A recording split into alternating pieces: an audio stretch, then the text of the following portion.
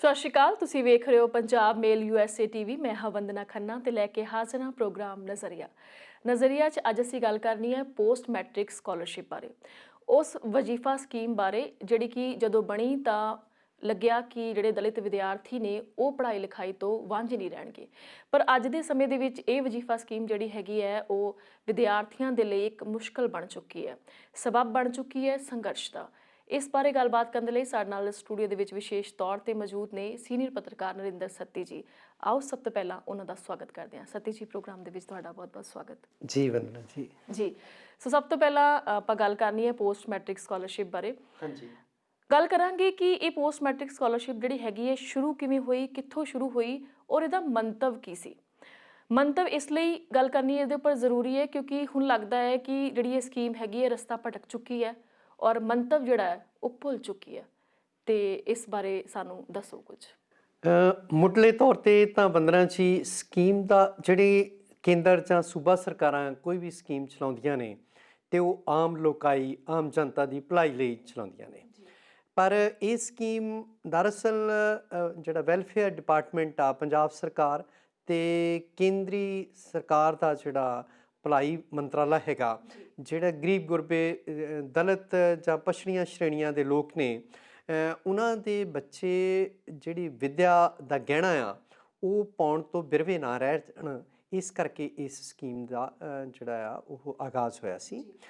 ਉਹਦਾ ਭਾਵ ਸੀਗਾ ਵੀ ਜਿਹੜੇ ਵਿਦਿਆਰਥੀ ਨੇ, ਗਰੀਬ ਵਿਦਿਆਰਥੀ ਆ, ਉਹ ਸਕੂਲਾਂ ਕਾਲਜਾਂ ਦੀਆਂ ਜਾਂ ਹਾਇਰ ਐਜੂਕੇਸ਼ਨ ਦੀ ਜਿਹੜੀ ਫੀਸ ਆ ਉਹ ਦੇਣ ਤੋਂ ਅਸਮਰੱਥ ਹੁੰਦੇ ਆ। ਖਾਸ ਕਰਕੇ ਜਿਹੜੀ ਮੁੱਢਲੀ ਸਿੱਖਿਆ ਆ ਸਕੂਲਾਂ ਕਾਲਜਾਂ ਦੀ, ਜਾਂ ਡਿਗਰੀ ਲੈਵਲ ਦੀ ਜਾਂ ਸਕੂਲ ਸਰਟੀਫਿਕੇਟ ਦੀ, ਤੇ ਦੇਖਣ 'ਚ ਕੀ ਆਉਂਦਾ ਵੀ ਬਹੁਤ ਸਾਰੇ ਵਿਦਿਆਰਥੀ ਜਿੰਨਾ ਕੁ ਵਜ਼ੀਫਾ ਮਿਲਦਾ ਉਨੀਆਂ ਕੁ ਫੀਸਾਂ ਹੁੰਦੀਆਂ ਸੀ। ਹੁਣ ਹਾਲਾਂਕਿ ਉਹ ਰੇਸ਼ੋ, ਉਹ ਅਨੁਪਾਤ ਤਾਂ ਨਹੀਂ, ਜਿੰਨਾ ਉਹਨਾਂ ਨੂੰ ਵਜ਼ੀਫਾ ਮਿਲਦਾ ਉਹ ਤੋਂ ਕਿਤੇ ਜ਼ਿਆਦਾ ਫੀਸਾਂ ਨੇ, ਪਰ ਤਾਂ ਵੀ ਉਹਨਾਂ ਵਿਦਿਆਰਥੀਆਂ ਨੂੰ, ਜਿਹੜੇ ਦਲਿਤ ਵਿਦਿਆਰਥੀ ਨੇ ਜਾਂ ਪਛੜੀਆਂ ਸ਼੍ਰੇਣੀਆਂ ਦੇ, ਸ਼ੈਡਿਊਲਡ ਕਾਸਟ ਐਂਡ ਬੈਕਵਰਡ ਕਲਾਸਿਸ ਦੇ ਬੱਚੇ ਆ, ਉਹਨਾਂ ਨੂੰ ਫਿਰ ਵੀ ਥੋੜ੍ਹੀ ਬਹੁਤ ਸਹੂਲਤ ਹੁੰਦੀ ਹੈ ਵੀ ਚਲੋ ਕੁਛ ਪੈਸੇ ਆ ਗਏ। ਉਸ ਪਿੱਛੋਂ ਕੀ ਹੈ ਵੀ ਜਿਹੜੇ ਹੁਣ ਅੱਜ ਦੇ ਸਮੇਂ ਦੇ ਵਿੱਚ ਸਕੂਲ ਕਾਲਜ ਨੇ ਉਹ ਕੀ ਕਰਦੇ ਆ ਵੀ ਉਹ ਵਿਦਿਆਰਥੀਆਂ ਨੂੰ, ਸਰਕਾਰ ਦੇ ਇੱਕ ਤਰ੍ਹਾਂ ਹੁਕਮ ਨੇ ਵੀ ਤੁਸੀਂ ਬੱਚੇ ਤੋਂ ਫੀਸ ਨਹੀਂ ਲੈਣੀ। ਜਿਹੜਾ ਸਕਾਲਰਸ਼ਿਪ ਸਕੀਮ ਦਾ ਪੋਸਟ ਮੈਟ੍ਰਿਕ ਸਕਾਲਰਸ਼ਿਪ ਸਕੀਮ ਜਿਹੜੀ ਹੈ ਵੀ ਉਹਦੇ ਪੈਸੇ ਜਿਹੜੇ ਆ ਉਹ ਆਟੋਮੈਟਿਕਲੀ ਉਹਨਾਂ ਕਾਲਜਾਂ ਸਕੂਲਾਂ ਦੇ ਖਾਤਿਆਂ 'ਚ ਚਲੇ ਜਾਂਦੇ ਨੇ। ਤੇ ਹੁਣ ਮੁੱਦਾ ਇਹ ਆ ਵੀ ਅੱਜ ਦੀ ਡੇਟ ਦੇ ਵਿੱਚ ਉਹ ਜਿਹੜਾ ਸਾਰਾ ਸਿਸਟਮ ਆ ਉਹ ਅਸਤ ਵਿਅਸਤ ਹੋਇਆ ਪਿਆ। ਉਹ ਕਿਉਂਕਿ ਪਿਛਲੇ ਦਿਨੀਂ ਕੀ ਹੋਇਆ ਵੀ ਜਿਹੜਾ ਪੰਜਾਬ ਦੇ ਵਿੱਚ ਵਿਦਿਆਰਥੀਆਂ ਨੂੰ ਇਹ ਮਿਲਣਾ ਸੀ ਸਕਾਲਰਸ਼ਿਪ, ਉਹਨਾਂ ਦੇ ਖਾਤਿਆਂ 'ਚ ਜਾਣਾ ਸੀ, ਉਹ ਨਹੀਂ ਗਿਆ। ਜਿਹੜੀ ਇਨ ਕੁਐਸਚਨ ਗੱਲ ਹੈਗੀ ਆ ਉਹ ਤਾਂ ਇਹ ਆ ਵੀ ਮਈ 2019 ਤੋਂ ਲੈ ਕੇ ਦਸੰਬਰ 2019 ਤੱਕ, ਜਾਣੀ ਕਿ ਪਿਛਲੇ ਵਰੇ ਦਾ ਜਿਹੜਾ ਪੈਸਾ ਸੀ ਉਹ ਉਹਨਾਂ ਦੇ ਖਾਤਿਆਂ 'ਚ ਨਹੀਂ ਆਇਆ। ਉਹਦੇ ਰੈਪਰਕਸ਼ਨਸ ਕੀ ਹੋਏ, ਆਫਟਰ ਇਫੈਕਟਸ ਕੀ ਹੋਏ, ਉਹਨਾਂ ਦੇ ਕੀ ਨਤੀਜੇ ਨਿਕਲੇ, ਉਹ ਇਹ ਵੀ ਜਿਹੜੇ ਵਿਦਿਆਰਥੀ ਕੋਈ ਮੰਨ ਲਓ ਡਿਗਰੀ ਕੋ ਕਰ ਗਿਆ, ਕੋਈ ਸਰਟੀਫਿਕੇਟ ਕੋਰਸ ਕਰ ਗਿਆ, ਤੇ ਸਕੂਲਾਂ ਕਾਲਜਾਂ ਨੇ ਉਹਨਾਂ ਦੇ ਉਹ ਜਿਹੜੇ ਪ੍ਰਮਾਣ ਪੱਤਰ ਨੇ, ਸਰਟੀਫਿਕੇਟਸ ਨੇ, ਉਹ ਰੋਕ ਲੈ ਵੀ ਪਹਿਲਾਂ ਪੈਸੇ ਜਮ੍ਹਾਂ ਕਰਾਓ। ਉਸ ਪਿੱਛੋਂ ਜਿਨ੍ਹਾਂ ਨੇ ਦਾਖਲੇ ਲੈਣੇ ਸੀਗੇ ਉਹਨਾਂ ਨੂੰ ਦਾਖਲੇ ਇਸ ਕਰਕੇ ਨਹੀਂ ਦਿੱਤੇ ਗਏ ਵੀ ਪਹਿਲਾਂ ਹੀ ਪੈਸਾ ਨਹੀਂ ਆਇਆ, ਤੁਸੀਂ ਪੂਰੀ ਫੀਸ ਜਮ੍ਹਾਂ ਕਰਾਓ। ਜੇ ਦੇਖੋ, ਜਿਹੜੇ ਵਿਦਿਆਰਥੀ ਉਹਨਾਂ ਘਰਾਂ 'ਚੋਂ ਆਉਂਦੇ ਨੇ ਜਿਨ੍ਹਾਂ ਕੋਲ ਦੋ ਡੰਗ ਦੀ ਰੋਟੀ ਨੇ, ਹਾਲਾਂਕਿ ਉੱਥੇ ਵੀ ਉਹਨਾਂ ਘਰਾਂ 'ਚ ਵੀ ਕੁਛ ਇਸ ਤਰ੍ਹਾਂ ਆ ਵੀ ਜਿਹੜੇ ਇੱਕ ਕ੍ਰੀਮੀ ਲੇਅਰ ਦੇ ਵਿੱਚ ਲੋਕ ਆ ਜਾਂਦੇ ਨੇ, ਜਿਹੜੇ ਉਸ ਵਰਗ 'ਚੋਂ ਥੋੜ੍ਹਾ ਜਿਹਾ ਉੱਪਰ ਉੱਠ ਜਾਂਦੇ ਨੇ, ਕੋਈ ਚੰਗੀ ਨੌਕਰੀ 'ਤੇ ਲੱਗ ਗਏ, ਕਿਤੇ ਸਿਵਲ ਸਰਵਿਸਿਜ਼ ਵਿੱਚ ਆ ਗਏ, ਤਾਂ ਉਹ ਆਮ ਤੌਰ 'ਤੇ ਦੇਖਣ 'ਚ ਆਉਂਦਾ ਵੀ ਉਹਨਾਂ 'ਚੋਂ ਬਹੁਤੇ ਫਿਰ ਉਹਨਾਂ ਦੀ ਬਾਤ ਨਹੀਂ ਪੁੱਛਦੇ ਜਾ ਕੇ, ਅਤੇ ਉਹਨਾਂ ਦੇ ਬੱਚੇ ਹੀ ਪੜ੍ਹ ਲਿਖ ਕੇ ਫਿਰ ਅੱਗੇ ਆਉਂਦੇ ਰਹਿੰਦੇ ਆ। ਇਸੇ ਤਰ੍ਹਾਂ ਉਸ ਕ੍ਰੀਮੀ ਲੇਅਰ ਦੇ ਲੋਕ ਹੀ ਅੱਗੇ ਤੋਂ ਅੱਗੇ ਤੁਰੇ ਰਹਿੰਦੇ ਨੇ। ਸਿਆਸਤ ਵਿੱਚ ਵੀ ਉਹਨਾਂ ਘਰਾਣਿਆਂ 'ਚੋਂ ਆਪਾਂ ਦੇਖਦੇ ਹਾਂ ਵੀ ਜਿਹੜੇ ਇੱਕ ਵਾਰ ਸਿਆਸਤ ਵਿੱਚ ਆ ਗਏ ਉਹ ਫਿਰ ਉਹਨਾਂ ਜਿਹੜੇ ਦਲਿਤ ਨੇ ਜਾਂ ਬੈਕਵਰਡ ਕਲਾਸਿਸ ਆ, ਉਹਨਾਂ ਦੀਆਂ ਵੋਟਾਂ ਤਾਂ ਜ਼ਰੂਰ ਬਟੋਰਦੇ ਆ, ਉਹਨਾਂ ਨੂੰ ਜਾਤੀਵਾਦ ਦੇ ਵਿੱਚ ਉਲਝਾ ਕੇ, ਉਸ ਤਰ੍ਹਾਂ ਦੀ ਹਮਦਰਦੀ ਪੈਦਾ ਕਰਕੇ, ਪਰ ਉਹਨਾਂ ਦੇ ਵੈਲਫੇਅਰ ਲਈ ਕੋਈ ਬਹੁਤਾ ਕਾਰਜ ਹੁੰਦਾ ਮੈਂ ਨਹੀਂ ਦੇਖਦਾ। ਸੋ ਹੁਣ ਕੀ ਹੋਇਆ, ਐਤਕੀ ਕੀ ਹੋਇਆ ਵੀ ਉਹ ਜਿਹੜੇ ਕਿਰਪਾ ਸ਼ੰਕਰ ਸਰੋਜ ਨੇ, ਉਹ ਭਲਾਈ ਮਹਿਕਮੇ ਦੇ ਐਡੀਸ਼ਨਲ ਚੀਫ ਸੈਕਟਰੀ ਨੇ, ਉਹਨਾਂ ਨੇ ਕਿਹਾ ਵੀ ਘਪਲਾ ਤਾਂ 62-63 ਕਰੋੜ ਦਾ ਹੈਗਾ, ਪਰ ਉਹਦੇ ਵਿੱਚੋਂ ਜਿਹੜਾ ਸਿੱਧਾ ਹੀ 39 ਕਰੋੜ ਰੁਪਈਆ ਹੈਗਾ ਉਹਦਾ ਤਾਂ ਬਿਲਕੁਲ ਹੀ ਕੋਈ ਹਿਸਾਬ ਕਿਤਾਬ ਨਹੀਂ। ਕੋਈ ਫਾਈਲਾਂ ਨਹੀਂ ਮਿਲ ਰਹੀਆਂ ਤੇ ਉਹਦੇ ਵਿੱਚ ਜਿਹੜੇ ਮਤਲਬ ਉਹ ਭੂਤ ਸੰਸਥਾਵਾਂ ਨੂੰ ਦਿੱਤਾ ਗਿਆ। ਭੂਤ ਸੰਸਥਾਵਾਂ ਕਿਹੜੀਆਂ ਹੁੰਦੀਆਂ ਨੇ? ਜਿਨ੍ਹਾਂ ਦਾ ਕੋਈ ਵਜੂਦ ਹੀ ਹੈ ਨਹੀਂਗਾ, ਜਾਂ ਉਹਨਾਂ ਸੰਸਥਾਵਾਂ ਨੂੰ ਉਹ ਪੈਸੇ ਦੇ ਦਿੱਤੇ ਗਏ ਜਿਨ੍ਹਾਂ ਦਾ ਬਣਦਾ ਹੀ ਨਹੀਂ ਸੀ। ਉਲਟਾ ਜਿਨ੍ਹਾਂ ਤੋਂ ਸਰਕਾਰ ਨੇ ਵਸੂਲੀ ਕਰਨੀ ਸੀ ਉਹਨਾਂ ਸੰਸਥਾਵਾਂ ਨੂੰ ਉਹ ਪੈਸੇ ਦੇ ਦਿੱਤੇ ਗਏ। ਔਰ ਉਹਨਾਂ ਨੇ ਜਿਹੜੇ ਮੰਤਰੀ ਨੇ ਮਹਿਕਮੇ ਦੇ ਸਾਧੂ ਸਿੰਘ ਧਰਮਸੋਤ ਹੋਰੀ, ਉਹਨਾਂ ਨੂੰ ਦੋਸ਼ੀ ਠਹਿਰਾਇਆ। ਸਾਧੂ ਸਿੰਘ ਧਰਮਸੋਤ ਹੋਰਾਂ ਦੇ ਅਸਤੀਫੇ ਦੀ ਮੰਗ ਚੱਲੀ ਸਰਕਾਰ ਦੇ ਅੰਦਰ, ਸਰਕਾਰ ਦੇ ਬਾਹਰ। ਵਿਰੋਧੀ ਧਿਰਾਂ ਨੇ ਵਿਰੋਧ ਕੀਤਾ, ਪੰਜਾਬ 'ਚ ਧਰਨੇ ਮੁਜ਼ਾਹਰੇ ਹੋਏ। ਔਰ ਉਹਨਾਂ ਨੇ ਕੀ ਹੋਇਆ ਵੀ ਬੰਦਨਾ ਜੀ ਸਰਕਾਰ ਨੇ ਜਿਹੜੀ ਉਹਨਾਂ ਦੀ ਰਿਪੋਰਟ ਸੀ ਉਹ ਰੱਦ ਕਰ ਦਿੱਤੀ। ਰੱਦ ਕਰ ਦਿੱਤੀ ਭਾਵ ਉਹਨਾਂ ਨੇ ਕਿਹਾ ਵੀ ਸਾਧੂ ਸਿੰਘ ਧਰਮਸੋਤ ਹੋਰਾਂ ਦਾ ਇੱਕ ਬਿਆਨ ਆਉਂਦਾ ਹੈ ਭਈ ਮੇਰੀ ਕਿਉਂਕਿ ਲਾਗ ਡਾਟ ਸੀਗੀ, ਮੈਂ ਉਹਨਾਂ ਦੇ ਕਹੇ ਅਨੁਸਾਰ ਕੁਝ ਲੋਕਾਂ ਦੀ ਬਦਲੀ ਨਹੀਂ ਸੀ ਕੀਤੀ, ਕੁਝ ਫਾਈਲਾਂ ਰੁਕੀਆਂ ਹੋਈਆਂ ਸੀ, ਇਸ ਕਰਕੇ ਉਹਨਾਂ ਨੇ ਜਾਤੀ ਕਿਹੜ ਕੱਢਣ ਲਈ ਮੇਰੇ ਖਿਲਾਫ ਇਹ ਰਿਪੋਰਟ ਤਿਆਰ ਕੀਤੀ ਆ, ਇਸ ਕਰਕੇ ਮੈਂ ਜਾਂਚ ਨੂੰ ਨਹੀਂ ਮੰਨਦਾ। ਰਾਜਾ ਸਾਹਿਬ ਨੇ ਕੀ ਕੀਤਾ, ਕੈਪਟਨ ਅਮਰਿੰਦਰ ਸਿੰਘ ਹੋਰੀ, ਵਿਨੀ ਮਹਾਜਨ ਹੋਰਾਂ ਜਿਹੜੇ ਸਾਡੇ ਮੁੱਖ ਸਕੱਤਰ ਨੇ ਪੰਜਾਬ ਦੇ, ਉਹਨਾਂ ਨੂੰ ਕਿਹਾ ਵੀ ਇੱਕ ਨਵੀਂ ਜਾਂਚ ਕਮੇਟੀ ਬਣਾਈ ਜਾਵੇ। ਉਹ ਕਿਹਨਾਂ ਅਫਸਰ ਸਾਹਿਬਾਨ ਦੀ ਬਣਾਈ ਗਈ? ਉਹ 3 ਜੂਨੀਅਰ ਆਫੀਸਰਸ ਜਿਹੜੇ ਕਿਰਪਾ ਸ਼ੰਕਰ ਸਰੋਜ ਤੋਂ ਜੂਨੀਅਰ ਨੇ, ਉਹਨਾਂ ਨੇ ਇੱਕ ਜੂਨੀਅਰ ਜਿਹੜਾ ਉਹ ਸੀਨੀਅਰ ਦੀ ਜਿਵੇਂ ਹਾਇਰਾਰਕੀ ਚੱਲਦੀ ਆ ਉਹ ਕਿੰਨੀ ਕੁ ਉਹਦੇ ਵਿਰੁੱਧ ਜਾ ਸਕਦਾ ਉਹ ਤੁਹਾਨੂੰ ਸਾਨੂੰ ਸਾਰਿਆਂ ਨੂੰ ਪਤਾ ਹੈਗਾ। ਔਰ ਹੋਇਆ ਵੀ ਉਹੀ, 3 ਅਫਸਰ ਸਾਹਿਬਾਨ ਦੀ ਜਿਹੜੀ ਰਿਪੋਰਟ ਹੈ ਉਹਦੇ ਵਿੱਚ ਉਹਨਾਂ ਨੇ ਦੋਸ਼ ਮੁਕਤ ਕਰ ਦਿੱਤਾ ਤੇ ਰਿਪੋਰਟ ਆਪਣੀ ਸੌਂਪ ਦਿੱਤੀ। ਉਹਦੇ ਪਿੱਛੋਂ ਕੀ ਹੋਇਆ? ਉਹਦੇ ਪਿੱਛੋਂ ਜਿਹੜੀਆਂ ਸੰਸਥਾਵਾਂ ਨੇ, ਜਿਹੜੀਆਂ ਦਲਿਤ ਸੰਸਥਾਵਾਂ ਨੇ, ਪਛੜੀਆਂ ਸ਼੍ਰੇਣੀਆਂ ਦੀਆਂ ਸੰਸਥਾਵਾਂ ਨੇ, ਉਹ ਬਹੁਤ ਰੋਹ ਵਿੱਚ ਆਈਆਂ। ਦਲਿਤ ਵਿਦਿਆਰਥੀ, ਪਛੜੀਆਂ ਸ਼੍ਰੇਣੀਆਂ ਦੇ ਵਿਦਿਆਰਥੀ ਰੋਹ ਦੇ ਵਿੱਚ ਆ ਗਏ ਔਰ ਸੜਕਾਂ 'ਤੇ ਨਿਤਰੇ। ਤਾਜ਼ਾ ਹੀ ਹਾਲੇ 10 ਤਰੀਕ ਨੂੰ ਪੂਰਾ ਪੰਜਾਬ ਬੰਦ ਰਿਹਾ ਔਰ ਵਿਰੋਧ ਦਾ ਉਹ ਆਪਾਂ ਸਿਖਰ ਕਹਿ ਸਕਦੇ ਹਾਂ ਤੇ ਅਜੇ ਤੱਕ ਵੀ ਉਹ ਵਿਰੋਧ ਜਿਹੜਾ ਖਤਮ ਨਹੀਂ ਹੋਇਆ, ਉਹ ਲਗਾਤਾਰ ਜਾਰੀ ਹੈ। ਸਤੀ ਜੀ, ਜਿਵੇਂ ਕਿ ਤੁਸੀਂ ਦੱਸਿਆ ਹੈ ਕਿ ਪੋਸਟ ਮੈਟ੍ਰਿਕ ਸਕਾਲਰਸ਼ਿਪ ਦੇ ਮਸਲੇ ਦੇ ਵਿੱਚ ਜਿਹੜੇ ਮੰਤਰੀ ਨੇ ਉਹਨਾਂ ਨੂੰ ਕਲੀਨ ਚਿੱਟ ਮਿਲ ਜਾਂਦੀ ਹੈ। ਬਿਲਕੁਲ ਜੀ। ਵਿਦਿਆਰਥੀ ਜਿਹੜੇ ਨੇ ਉਹ ਆਪਣਾ ਵਜ਼ੀਫਾ ਪਾਉਣ ਲਈ, ਫੀਸਾਂ ਪਾਉਣ ਦੇ ਲਈ ਸੜਕਾਂ 'ਤੇ ਉਤਰਦੇ ਨੇ, ਸੰਘਰਸ਼ ਕਰਦੇ ਨੇ। ਹੁੰਦਾ ਕੀ ਹੈ ਕਿ ਉਹਨਾਂ ਨੂੰ ਕਲੀਨ ਚਿੱਟ ਮਿਲ ਜਾਂਦੀ ਹੈ, ਵਿਦਿਆਰਥੀ ਸੰਘਰਸ਼ ਕਰ ਰਹੇ ਨੇ ਔਰ ਜਿਹੜੀ ਪੰਜਾਬ ਸਰਕਾਰ ਹੈ ਉਹ ਸੋਚ ਰਹੀ ਹੈ ਕਿ ਇੱਕ ਨਵਾਂ ਵਜ਼ੀਫਾ ਸਕੀਮ ਜਿਹੜੀ ਹੈ ਉਹ ਸ਼ੁਰੂ ਕੀਤੀ ਜਾਵੇ। ਮੈਨੂੰ ਇਹ ਦੱਸੋ ਕਿ ਜਦੋਂ ਪੁਰਾਣੀ ਸਕੀਮ ਦੇ ਪੈਸੇ ਹਾਲੇ ਤੱਕ ਜਿਹੜੇ ਵਿਦਿਆਰਥੀਆਂ ਕੋਲ ਨਹੀਂ ਪਹੁੰਚੇ ਨੇ, ਕਿਸੇ ਵੀ ਕਾਰਨ ਕਰਕੇ ਨਹੀਂ ਪਹੁੰਚੇ ਹੋਣ, ਤਾਂ ਉੱਥੇ ਨਵੀਂ ਸਕੀਮ ਦੇ ਲਈ ਜਗ੍ਹਾ ਕਿਵੇਂ ਬਣਦੀ ਹੈ? ਦੇਖੋ, ਇਹ ਤਾਂ ਇੱਕ ਹਾਸੋਹੀਣੀ ਗੱਲ ਹੈ ਭਈ ਨਵੀਂ ਸਕੀਮ ਦਾ ਮਤਲਬ ਆ ਭਈ ਹੋਰ ਘਪਲੇ, ਹੋਰ ਘੁਟਾਲੇ। ਦੇਖੋ ਬੰਦਨਾ ਜੀ, ਇਹ ਜਿਹੜੀਆਂ ਬਹੁਤੀਆਂ ਨਿੱਜੀ ਸੰਸਥਾਵਾਂ ਨੇ ਉੱਥੇ ਜੇ ਕੋਈ ਇਹੋ ਜਿਹੀਆਂ ਹੇਰਾਫੇਰੀਆਂ ਹੁੰਦੀਆਂ ਨੇ, ਇਹੋ ਜਿਹੇ ਘਪਲੇ ਹੁੰਦੇ ਨੇ ਤਾਂ ਉਹ ਭ੍ਰਿਸ਼ਟ ਅਧਿਕਾਰੀ ਤੇ ਉਹਨਾਂ ਸੰਸਥਾਵਾਂ ਨੂੰ ਚਲਾਉਣ ਵਾਲੇ ਲੋਕ ਕਰਦੇ ਨੇ। ਆਮ ਤੌਰ ਤੇ ਇਹ ਸੰਸਥਾਵਾਂ ਜਿਹੜੀਆਂ ਉਹ ਸਿਆਸਤਦਾਨਾਂ ਦੀਆਂ ਹੈਗੀਆਂ ਨੇ ਜਾਂ ਸਿਆਸਤਦਾਨਾਂ ਨਾਲ ਜੁੜੇ ਹੋਏ ਲੋਕਾਂ ਦੀਆਂ, ਜਿਨ੍ਹਾਂ ਦੀ ਪੁਸ਼ਤ ਪਨਾਹੀ ਇਹ ਸਿਆਸਤਦਾਨ ਕਰਦੇ ਨੇ। ਸੋ ਜਿੱਥੇ ਇਹੋ ਜਿਹਾ ਭ੍ਰਿਸ਼ਟ ਸਿਸਟਮ ਹੋਵੇ, ਜਿੱਥੇ ਜਿਵੇਂ ਹੁਣ ਆਪਾਂ ਕਹਿੰਦੇ ਹਾਂ ਵੀ ਇਹ ਮਈ 19 ਤੋਂ ਲੈ ਕੇ ਦਸੰਬਰ 19 ਤੱਕ ਦਾ ਘਪਲਾ ਹੈਗਾ, ਇਹ ਸਿਰਫ ਇਹਨਾਂ ਕੁਝ ਮਹੀਨਿਆਂ ਦਾ ਘਪਲਾ ਨਹੀਂ, ਪਿਛਲੇ 8 ਸਾਲ ਤੋਂ ਦਲਿਤ ਵਿਦਿਆਰਥੀਆਂ ਦੇ ਨਾਲ ਅਜਿਹਾ ਹੋ ਰਿਹਾ। ਇਹ ਗੱਲ ਕਿਸੇ ਤੋਂ ਗੁੱਝੀ ਨਹੀਂ ਵੀ ਵੱਖ-ਵੱਖ ਸੰਸਥਾਵਾਂ ਦੇ ਵਿੱਚ ਜਾਅਲੀ ਦਾਖਲੇ ਕੀਤੇ ਜਾਂਦੇ ਆ, ਉਹਨਾਂ ਦਾ ਜਾਅਲੀ ਪੈਸਾ ਵਸੂਲਿਆ ਜਾਂਦਾ। ਜਿਹੜੀਆਂ ਸਰਕਾਰਾਂ ਆ ਉਹਨਾਂ ਦੇ ਅਧਿਕਾਰੀ ਉਹ ਉਹਨਾਂ ਖਾਤਿਆਂ ਦੇ ਵਿੱਚ ਪੈਸੇ ਪਾਉਂਦੇ ਨੇ, ਉਹ ਉਹਨਾਂ ਦੀ ਵਾਪਸੀ ਹੁੰਦੀ ਆ ਔਰ ਉਹ ਪੈਸੇ ਜਿਹੜੇ ਆ ਸਿਰਫ ਕਾਗਜ਼ਾਂ ਦੇ ਵਿੱਚ ਹੀ ਉਹਨਾਂ ਦਾ ਲੈਣ ਦੇਣ ਹੁੰਦਾ, ਉਹ ਸਿੱਧਾ ਉਹਨਾਂ ਸੰਸਥਾਵਾਂ ਦੇ ਮਾਲਕਾਂ ਦੀ ਜੇਬ ਵਿੱਚ ਚਲ ਜਾਂਦਾ ਹੈਗਾ, ਜਾਂ ਭ੍ਰਿਸ਼ਟ ਅਧਿਕਾਰੀਆਂ ਦੀ ਜਾਂ ਸਿਆਸਤਦਾਨਾਂ ਦੀ। ਸੋ ਅਜਿਹੇ ਵਿੱਚ ਜਿਹੜਾ ਆ ਵੀ ਕੋਈ ਨਵੀਆਂ ਸਕੀਮਾਂ ਲਿਆਉਣੀਆਂ ਉਹ ਮੇਰੀ ਜਾਚੇ ਕੋਈ ਪ੍ਰੈਗਮੈਟਿਕ ਗੱਲ ਹੈ ਨਹੀਂਗੀ, ਕੋਈ ਪ੍ਰੈਕਟੀਕੈਲਿਟੀ ਇਹਦੇ ਵਿੱਚ ਕੁਝ ਲੱਗਦੀ ਨਹੀਂ। ਜੀ ਸਤੀ ਜੀ, ਗੱਲਬਾਤ ਦਾ ਸਿਲਸਿਲਾ ਇਸੇ ਤਰ੍ਹਾਂ ਜਾਰੀ ਰਹੇਗਾ। ਮਿਲਦੇ ਹਾਂ ਇੱਕ ਬ੍ਰੇਕ ਤੋਂ ਬਾਅਦ। ਦੁਨੀਆ ਨੂੰ ਜਾਣੋ ਪੰਜਾਬ ਮੇਲ USA ਚੈਨਲ ਦੇ ਨਾਲ। ਸੰਸਾਰ ਭਰ ਦੀਆਂ ਖਬਰਾਂ ਜਾਣਨ ਲਈ, ਖਬਰਾਂ ਦੀ ਡੂੰਘਾਈ ਤੱਕ ਪਹੁੰਚਣ ਲਈ ਰੋਜ਼ ਵੇਖੋ ਪੰਜਾਬ ਮੇਲ ਅਖਬਾਰਨਾਮਾ।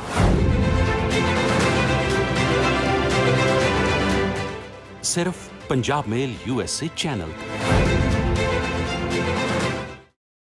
ਬ੍ਰੇਕ ਤੋਂ ਬਾਅਦ ਇੱਕ ਵਾਰ ਫਿਰ ਤੋਂ ਸਵਾਗਤ ਹੈ। ਤੁਸੀਂ ਵੇਖ ਰਹੇ ਹੋ ਪੰਜਾਬ ਮੇਲ USA ਟੀਵੀ ਤੇ ਪ੍ਰੋਗਰਾਮ ਚੱਲ ਰਿਹਾ ਜੀ ਨਜ਼ਰੀਆ ਤੇ ਨਜ਼ਰੀਆ ਦੇ ਵਿੱਚ ਸਾਡੇ ਨਾਲ ਬਣੇ ਹੋਏ ਨੇ ਸੀਨੀਅਰ ਪੱਤਰਕਾਰ ਨਰਿੰਦਰ ਸੱਤੀ ਜੀ ਔਰ ਗੱਲ ਅਸੀਂ ਕਰ ਰਹੇ ਹਾਂ ਪੋਸਟ ਮੈਟ੍ਰਿਕ ਸਕਾਲਰਸ਼ਿਪ ਬਾਰੇ। ਸੱਤੀ ਜੀ, ਜਿਵੇਂ ਕਿ ਤੁਸੀਂ ਦੱਸਿਆ ਕਿ ਬਹੁਤ ਸਾਰੇ ਜਿਹੜੇ ਸੰਸਥਾਨ ਹੈਗੇ ਨੇ ਉਹ ਨਕਲੀ ਸਟੂਡੈਂਟਸ ਦੀ ਜਿਹੜੀ ਹੈ ਦਾਖਲੇ ਦਿਖਾਉਂਦੇ ਨੇ ਔਰ ਉਸ ਤੋਂ ਬਾਅਦ ਬਹੁਤ ਸਾਰਾ ਪੈਸਾ ਲੈਂਦੇ ਨੇ। ਇਸ ਤਰੀਕੇ ਦੇ ਨਾਲ ਜਿਹੜਾ ਘੁਟਾਲੇ ਲਗਾਤਾਰ ਹੋ ਰਹੇ ਨੇ ਔਰ 1 ਸਾਲ ਦੀ ਗੱਲ ਨਹੀਂ ਹੈਗੀ, 8 ਸਾਲ ਦੀ ਗੱਲ ਹੈਗੀ ਹੈ। ਜਦੋਂ ਵਿਦਿਆਰਥੀਆਂ ਦੀ ਗੱਲ ਆਉਂਦੀ ਹੈ, ਵਿਦਿਆਰਥੀਆਂ ਦੇ ਪੱਖ ਦੀ ਗੱਲ ਕਰੀਏ ਤਾਂ ਕਾਲਜਾਂ ਦੇ ਵਿੱਚ ਜਾਂਦੇ ਨੇ ਤਾਂ ਦਾਖਲਾ ਖਿੜਕੀ ਤੋਂ ਇਹ ਕਹਿ ਕੇ ਉਹਨਾਂ ਨੂੰ ਮੋੜ ਦਿੱਤਾ ਜਾਂਦਾ ਹੈ ਕਿ ਸਾਡੇ ਕੋਲ ਤਾਂ ਵਜ਼ੀਫੇ ਦੀ ਰਕਮ ਹਲੇ ਪਹੁੰਚੀ ਨਹੀਂ, ਤੁਸੀਂ ਪਹਿਲਾਂ ਫੀਸ ਜਮ੍ਹਾਂ ਕਰਾਓ, ਜਦ ਵਜ਼ੀਫਾ ਆਏਗਾ ਤੁਹਾਨੂੰ ਮੋੜ ਦਿੱਤੇ ਜਾਣਗੇ ਪੈਸੇ। ਜਦ ਕਾਲਜਾਂ ਨੂੰ ਇਹ ਸਵਾਲ ਕੀਤੇ ਜਾਂਦੇ ਨੇ ਤਾਂ ਕਾਲਜ ਵਾਲੇ ਇਹ ਕਹਿੰਦੇ ਨੇ ਕਿ ਸਾਡੀ ਆਪਣੀ ਮੁਸ਼ਕਲ ਹੈ। ਜੇਕਰ ਉਹਨਾਂ ਦੀ ਮੁਸ਼ਕਲ ਦੀ ਗੱਲ ਕਰੀਏ ਤਾਂ ਉਹ ਇਹ ਕਹਿੰਦੇ ਨੇ ਕਿ ਸਾਡੇ ਕੋਲ ਵਜ਼ੀਫੇ ਜਿਹੜੇ ਨੇ ਉਹਦੀ ਰਕਮ ਜਿਹੜੀ ਆ ਕਰੋੜਾਂ ਰੁਪਏ ਦੇ ਵਿੱਚ ਹੈਗੀ ਆ ਔਰ 2-2 3-3 ਸਾਲ ਤੋਂ ਬਕਾਇਆ ਹੈ ਪੰਜਾਬ ਸਰਕਾਰ ਦੇ ਉੱਪਰ। ਔਰ ਉਹਦੇ ਕਰਕੇ ਬਹੁਤ ਸਾਰੇ ਕਾਲਜ ਜਿਹੜੇ ਨੇ ਇਸ ਤਰ੍ਹਾਂ ਦੀ ਖਬਰਾਂ ਸੁਣਨ ਪੜ੍ਹਨ ਨੂੰ ਮਿਲੀਆਂ ਜਦੋਂ ਛੋਟੇ ਕਾਲਜ ਜਿਹੜੇ ਨੇ ਪਿੰਡਾਂ ਦੇ ਵਿੱਚ ਖਾਸ ਕਰਕੇ 100 ਜਿੱਥੇ ਵਿਦਿਆਰਥੀ ਸੀ ਉਹ ਬੰਦ ਵੀ ਹੋਏ ਕਿਉਂਕਿ ਉਹਨਾਂ ਨੂੰ ਰਕਮ ਨਹੀਂ ਮਿਲ ਰਹੀ ਸੀ। ਔਰ ਇਸ ਦੇ ਨਾਲ ਜੇ ਵੱਡੇ ਕਾਲਜਾਂ ਦੀ ਗੱਲ ਕਰੀਏ ਤਾਂ ਬਹੁਤ ਸਾਰੇ ਕਾਲਜਾਂ ਨੂੰ ਸ਼ਹਿਰਾਂ ਦੇ ਵਿੱਚ ਇਹ ਦਿੱਕਤ ਆਈ ਕਿ ਉਹਨਾਂ ਨੂੰ ਆਪਣੇ ਟੀਚਰਾਂ ਨੂੰ ਕਿਸੇ ਹੋਰ ਫੰਡ 'ਚੋਂ ਕੱਢ ਕੇ ਸੈਲਰੀਆਂ ਦੇਣੀਆਂ ਪਈਆਂ ਔਰ ਕਿਤੇ ਨਾ ਕਿਤੇ ਅੱਧੀਆਂ ਸੈਲਰੀਆਂ ਵੀ ਇਸ ਤਰ੍ਹਾਂ ਦੇ ਮਾਮਲੇ ਵੀ ਸਾਹਮਣੇ ਆਏ। ਦੋਹਾਂ ਪੱਖਾਂ ਦੀ ਜੇਕਰ ਗੱਲ ਕਰੀਏ ਤਾਂ ਤੁਸੀਂ ਕੀ ਸੋਚਦੇ ਹੋ? ਦੇਖੋ, ਪਹਿਲੀ ਗੱਲ ਤਾਂ ਇਹ ਆ ਵੀ ਆਪਾਂ ਸੰਸਥਾਵਾਂ ਦੀ ਗੱਲ ਕਰਦੇ ਹਾਂ। ਜਿਹੜੇ ਸਰਕਾਰੀ ਕਾਲਜ ਨੇ ਖਾਸ ਕਰਕੇ ਉਹਨਾਂ ਦਾ ਤਾਂ ਇਸ ਵੇਲੇ ਉਹ ਹਾਲ ਹੋ ਗਿਆ ਵੀ ਉੱਥੇ ਪਿਛਲੇ ਕਈ ਵਰ੍ਹਿਆਂ ਤੋਂ ਜਿਹੜੀ ਅਧਿਆਪਕਾਂ ਦੀ ਪੱਕੀ ਭਰਤੀ ਨਹੀਂ ਹੋਈ। ਬਹੁਤ ਸਾਰੇ ਜਿਹੜੇ ਨੌਜਵਾਨ ਨੇ ਉਹ ਚਾਹੇ ਡਾਕਟਰੇਟ ਕਰਕੇ ਆਉਂਦੇ ਨੇ, ਚਾਹੇ ਗੋਲਡ ਮੈਡਲਿਸਟ ਹੁੰਦੇ ਨੇ, ਯੂਨੀਵਰਸਿਟੀ 'ਚ ਪੋਜੀਸ਼ਨਾਂ ਹੁੰਦੀਆਂ, 4-4 ਕਿਤਾਬਾਂ ਲਿਖੀਆਂ ਹੁੰਦੀਆਂ ਨੇ, ਉਹਨਾਂ ਨੂੰ 10,000 ਤੇ ਭਰਤੀ ਕੀਤਾ ਜਾਂਦਾ ਤੇ ਹਫ਼ਤੇ ਦੇ ਉਹਨਾਂ ਤੋਂ 30-30 ਪੀਰੀਅਡ ਲਵਾਏ ਜਾਂਦੇ ਨੇ। ਠੀਕ ਹੈ, ਸੋ ਜਿਹਨੂੰ ਆਪਾਂ ਕਹਿੰਦੇ ਹੁੰਦੇ ਆ ਨਾ ਵੀ ਬਿਲਕੁਲ ਉਹਨਾਂ ਦਾ ਰੱਜ ਕੇ ਸ਼ੋਸ਼ਣ ਕੀਤਾ ਜਾਂਦਾ।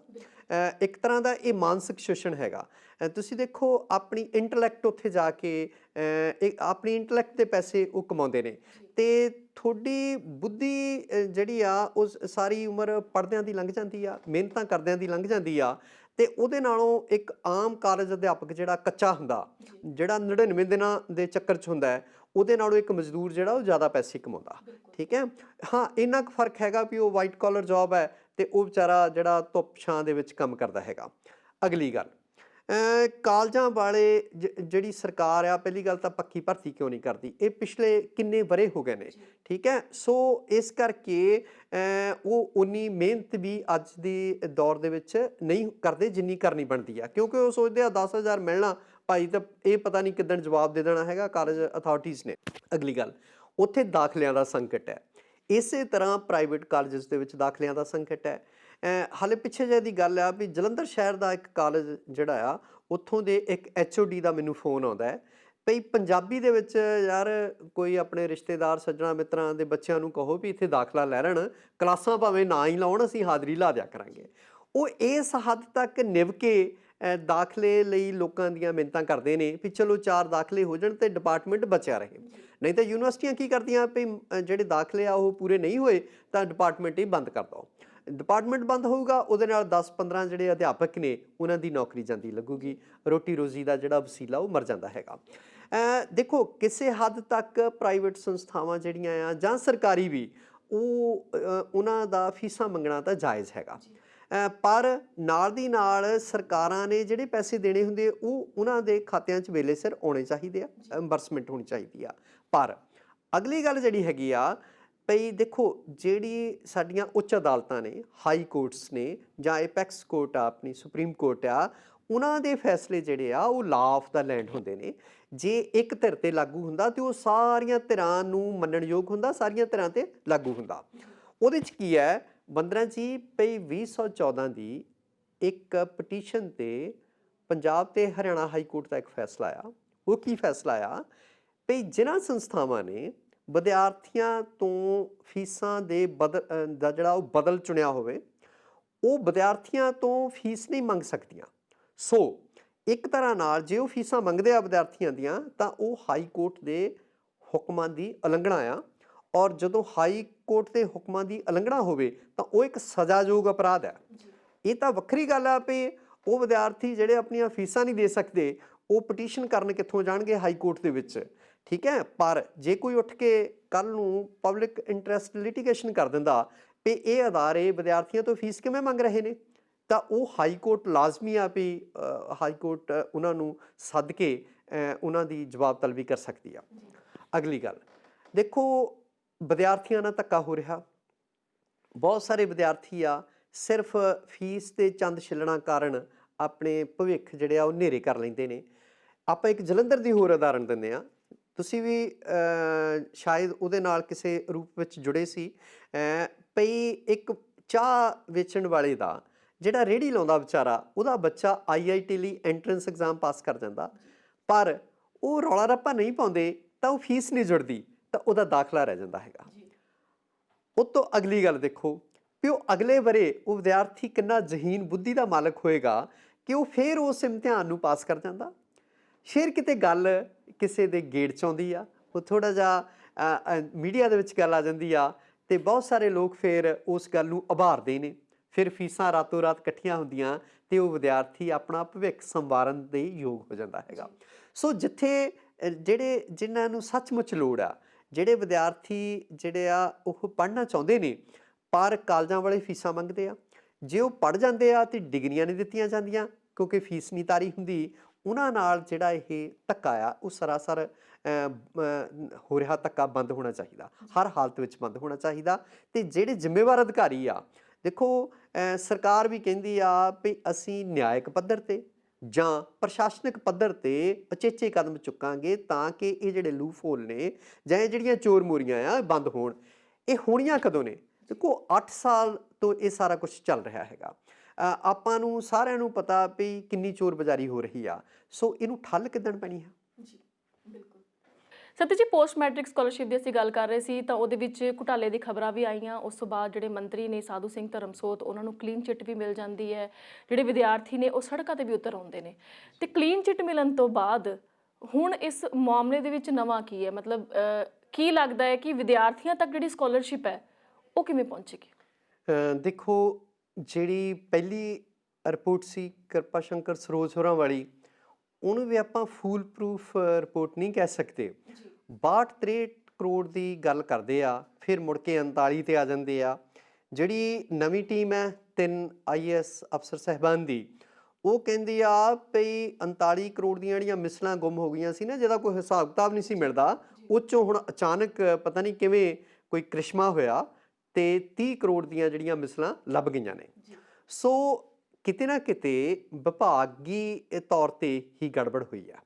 ਅਗਲੀ ਗੱਲ, ਕੇਂਦਰ ਸਰਕਾਰ ਨੇ ਕਿਹਾ ਵੀ ਆਇਆ ਜਿਹੜਾ ਪੈਸਾ ਬੱਚਿਆਂ ਨੂੰ ਜਾਣਾ ਆ ਜਾਂ ਰੀਇੰਬਰਸਮੈਂਟ ਹੋਣੀ ਆ ਕਾਲਜਸ ਨੂੰ ਜਾਂ ਕਾਲਜਸ ਵੱਲੋਂ, ਉਹ ਕੇਂਦਰ ਸਰਕਾਰ ਦਾ ਪੈਸਾ ਆ, ਸਾਨੂੰ ਤੁਹਾਡੀ ਜਾਂਚ 'ਤੇ ਭਰੋਸਾ ਨਹੀਂ, ਸੂਬਾ ਸਰਕਾਰ ਦੀ, 'ਤੇ ਅਸੀਂ ਆਪਣੇ ਜਿਹੜੇ ਪੱਧਰ 'ਤੇ ਜਾਂਚ ਕਰਾਂਗੇ। ਸਾਡੇ ਕੈਪਟਨ ਸਰਕਾਰ ਨੇ, ਕੈਪਟਨ ਸਾਹਿਬ ਨੇ ਰੌਲਾ ਪਾਇਆ ਵੀ ਇਹ ਸੰਘੀ ਢਾਂਚੇ ਦੇ ਖਿਲਾਫ ਗੱਲ ਜਾਂਦੀ ਹੈਗੀ ਆ। ਜਿਹੜਾ ਦੇਸ਼ ਦਾ ਫੈਡਰਲ ਸਿਸਟਮ ਆ, ਸੋ ਸੂਬਿਆਂ ਦੇ ਮਸਲੇ ਸੂਬੇ ਨਿਬੇੜਨ, ਉਹ ਕਹਿੰਦੇ ਵੀ ਇਹ ਉਹਦੇ ਖਿਲਾਫ ਆ। ਉਹ ਕਹਿੰਦੇ ਨਹੀਂ, ਇਹਦੇ ਵਿੱਚ ਸੰਘੀ ਢਾਂਚੇ ਦੀ ਵਿਵਸਥਾ ਵਿਗੜਨ ਜਾਂ ਉਹਨੂੰ ਢਾਹ ਲਾਉਣ ਦੀ ਕੋਈ ਗੱਲ ਨਹੀਂ ਹੈਗੀ, ਕਿਉਂਕਿ ਪੈਸਾ ਕੇਂਦਰ ਦਾ, ਇਸ ਕਰਕੇ ਕੇਂਦਰ ਨਿਰਪੱਖ ਇੰਪਾਰਸ਼ੀਅਲ ਇਹਦੀ ਇਨਵੈਸਟਮੈਂਟ ਕਰਾਉਣੀ ਚਾਹੁੰਦਾ ਹੈਗਾ, ਇਨਕੁਆਇਰੀ ਕਰਾਉਣਾ ਚਾਹੁੰਦਾ ਹੈਗਾ। ਸੋ ਉਹ ਜਾਂਚ ਜਿਹੜੀ ਹੈ ਕੇਂਦਰ ਸਰਕਾਰ ਦੀ, ਉਹ ਹਾਲੇ ਚੱਲ ਰਹੀ ਆ। ਸੋ ਹਾਲੇ ਸਾਧੂ ਸਿੰਘ ਧਰਮਸੋਤ ਹੋਰਾਂ ਦਾ ਮਸਲਾ ਜਿਹੜਾ ਆ ਨਾ, ਜਾਂ ਉਹਨਾਂ ਦੇ ਸਿਰ ਤੋਂ ਸੰਕਟ ਟਲਿਆ ਨਹੀਂ। ਜੇ ਕੇਂਦਰ ਸਰਕਾਰ ਦੀ ਜਾਂਚ ਜਿਹੜੀ ਆ ਉਹਨਾਂ ਨੂੰ ਇੰਡਿਕਟ ਕਰਦੀ ਆ ਤਾਂ ਇਹ ਸਜ਼ਾਯੋਗ ਅਪਰਾਧ ਆ, ਦਲਿਤ ਵਿਦਿਆਰਥੀਆਂ ਦੇ ਵਜ਼ੀਫੇ ਨੂੰ ਖੁਰਦ-ਬੁਰਦ ਕਰਨਾ। ਅਗਲੀ ਗੱਲ, ਜਿਹੜਾ ਦੇਖੋ ਇਹ ਮਸਲੇ ਜਿਹੜੇ ਆ, ਇਹ ਇੱਕ ਅੱਧੇ ਦਿਨ ਦੀ ਤਾਂ ਗੱਲ ਹੈ ਨਹੀਂ, ਨਾ ਹੀ ਜਾਂਚ ਇੱਕ ਅੱਧੇ ਦਿਨ ਦੀ ਗੱਲ ਆ। ਮੇਰੀ ਜਾਂਚੇ ਜਿਹੜੇ ਅਧਿਕਾਰੀ ਇਹਦੇ ਲਈ ਜ਼ਿੰਮੇਵਾਰ ਨੇ, ਫਾਈਲਾਂ ਗੁੰਮ ਹੋਈਆਂ ਜਾਂ ਜਿਹੜੀਆਂ ਸੰਸਥਾਵਾਂ ਨੂੰ ਜਿਨ੍ਹਾਂ ਦੀ ਹੋਂਦ ਹੀ ਕੋਈ ਨਹੀਂ, ਉਹ ਇਹ ਕਿੱਥੋਂ ਹੋਂਦ ਪੈਦਾ ਕਰਨਗੇ? ਰਾਤੋਂ ਰਾਤ ਜਾਂ ਉਹ 2 ਮਹੀਨਿਆਂ ਦੇ ਵਿੱਚ ਤਾਂ ਬਿਲਡਿੰਗ ਬਣ ਕੇ ਉੱਥੇ ਵਿਦਿਆਰਥੀਆਂ ਦੇ ਦਾਖਲੇ ਨਹੀਂ ਹੋ ਜਾਣੇ, ਨਾ ਹੀ ਮੈਨੇਜਮੈਂਟ ਖੜੀ ਹੋ ਜਾਣੀ ਆ। ਉਹ ਤਾਂ ਜ਼ਰੂਰ ਕਿਤੇ ਨਾ ਕਿਤੇ ਗੜਬੜ ਹੋਈ ਆ। ਜਿਹੜੀਆਂ ਭੂਤ ਸੰਸਥਾਵਾਂ ਨੇ ਜਿਨ੍ਹਾਂ ਦੀ ਕੋਈ ਹੋਂਦ ਹੀ ਨਹੀਂ, ਉਹਦੇ ਲਈ ਕੌਣ ਜ਼ਿੰਮੇਵਾਰ ਆ? ਕਿਵੇਂ ਉਹਨਾਂ ਦੇ ਖਾਤਿਆਂ 'ਚ ਪੈਸੇ ਗਏ, ਜਾਂ ਜਿਨ੍ਹਾਂ ਤੋਂ ਵਸੂਲੀ ਹੋਣੀ ਸੀ ਉਲਟਾ ਉਹਨਾਂ ਨੂੰ ਪੈਸੇ ਦੇ ਦਿੱਤੇ ਗਏ?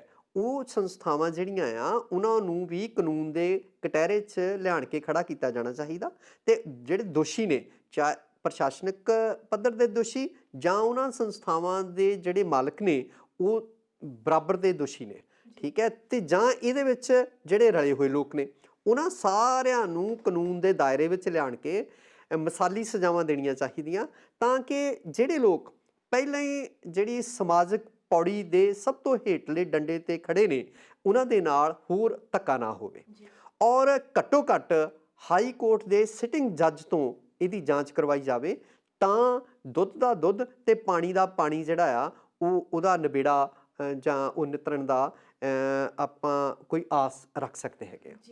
ਇਸ ਦੇ ਨਾਲ ਹੀ ਪ੍ਰੋਗਰਾਮ ਨਜ਼ਰੀਆ ਦਾ ਸਮਾਂ ਇੱਥੇ ਹੀ ਸਮਾਪਤ ਹੋ ਰਿਹਾ। ਸਤੀ ਜੀ, ਪ੍ਰੋਗਰਾਮ ਦੇ ਵਿੱਚ ਆਉਣ ਦੇ ਲਈ ਇੰਨੀ ਸਾਰੀ ਜਾਣਕਾਰੀ ਸਾਡੇ ਨਾਲ ਸਾਂਝੀ ਕਰਨ ਲਈ ਤੁਹਾਡਾ ਬਹੁਤ-ਬਹੁਤ ਸ਼ੁਕਰੀਆ। ਤੇ ਇਸ ਦੇ ਨਾਲ ਹੀ ਮੈਨੂੰ ਵੰਦਨਾ ਖੰਨਾ ਨੂੰ ਦਿਓ ਇਜਾਜ਼ਤ।